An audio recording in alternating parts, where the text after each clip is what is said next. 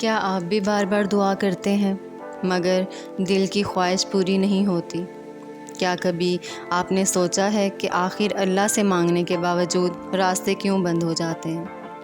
کیا کہیں ایسا تو نہیں کہ ہماری زندگی میں کچھ ایسے گناہ آ چکے ہیں جو ہماری دعاؤں کے درمیان دیوار بن گئے ہیں؟ آج کی ویڈیو آپ کی زندگی بدل سکتی ہے، کیونکہ ہم قرآن اور حدیث کی روشنی میں ان اعمال کا ذکر کریں گے جن سے بچنے کی تاکید کی گئی ہے اور جو انسان کو اللہ کی رحمت سے دور کر سکتے ہیں۔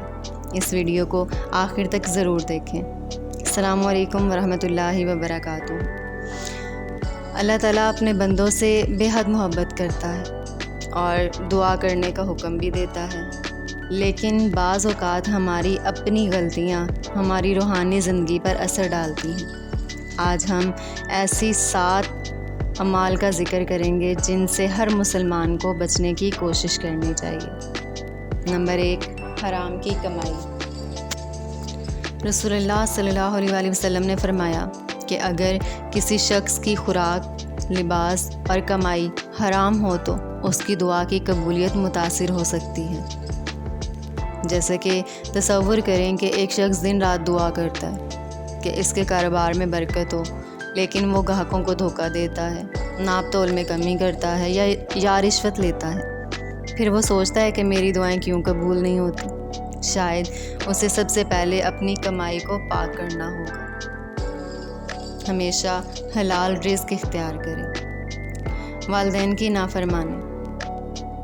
والدین کی رضا میں اللہ کی رضا ہے۔ جیسے کہ ایک نوجوان ہر نماز کے بعد کامیابی کی دعا کرتا ہے، لیکن گھر آ کر اپنی بوڑھی ماں سے سخت لہجے میں بات کرتا ہے، اس کے دل کو دکھاتا ہے، والد کے ساتھ بدتمیزی کرتا ہے۔ اسے سوچنا چاہیے کہ کہیں وہ خود اپنی زندگی کی برکتوں کو کم تو نہیں کر رہا۔ نمبر 3، نماز میں غفلت۔ نماز اللہ سے تعلق کا سب سے مضبوط ذریعہ ہے۔ ایک شخص مشکل وقت میں جیسے صرف اسے لگتا ہے کہ نماز میں پڑھوں گا اور وہ چیز ٹھیک ہو جائے گی۔ سیم جب بھی ہم پہ مصیبت آتی ہے تو ہم نماز پڑھتے ہیں، جب اسے کوئی ضرورت ہوتی ہے لیکن حالات بہتر ہوتے ہی ہم نماز کو چھوڑ دیتے ہیں۔ پھر جب نئی پریشانی آتی ہے تو وہ شکوہ کرتا ہے کہ میری دعائیں کیوں قبول نہیں ہوتی۔ لہٰذا نماز کی پابندی کرنی چاہیے۔ نمبر 4، ظلم کرنا۔ اللہ تعالیٰ ظلم کو پسند نہیں کرتا۔ جیسے کہ ایک مالک اپنے ملازم کی تنخواہ وقت پر نہیں دیتا، یا ایک شخص اپنے بہن بھائیوں کا حق مار لیتا ہے، پھر وہ رزق میں برکت کی دعا کرتا ہے۔ ایسے میں انسان کو پہلے اپنے ظلم سے توبہ کرنی چاہیے۔ نمبر 5، رشتہ داروں سے تعلق توڑنا۔ اسلام صلہ رحمی کی بہت تاکید کرتا ہے۔ جیسے کہ ایک شخص برسوں سے اپنے بھائی یا بہن سے صرف ایک معمولی بات پر ناراض ہے، عید بھی آتی ہے مگر وہ بات نہیں کرتا، پھر وہ دل کے سکون کی دعا کرتا ہے، شاید یہی پہلا قدم معافی اور صلح ہو۔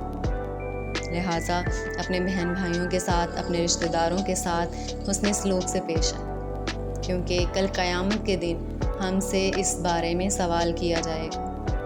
نمبر 6، دل میں کینہ اور حسد رکھنا۔ حسد دل کو بے سکون کر دیتا ہے۔ جیسا کہ کسی دوست کی کامیابی دیکھ کر خوش ہونے کے بجائے انسان ہر وقت جلتا رہے اور یہی سوچتا رہے کہ اس کے پاس کیوں ہے، میرے پاس کیوں نہیں۔ اس طرح انسان اپنی نعمتوں کی قدر بھی بھول جاتا ہے۔ نمبر 7، توبہ میں تاخیر کرنا۔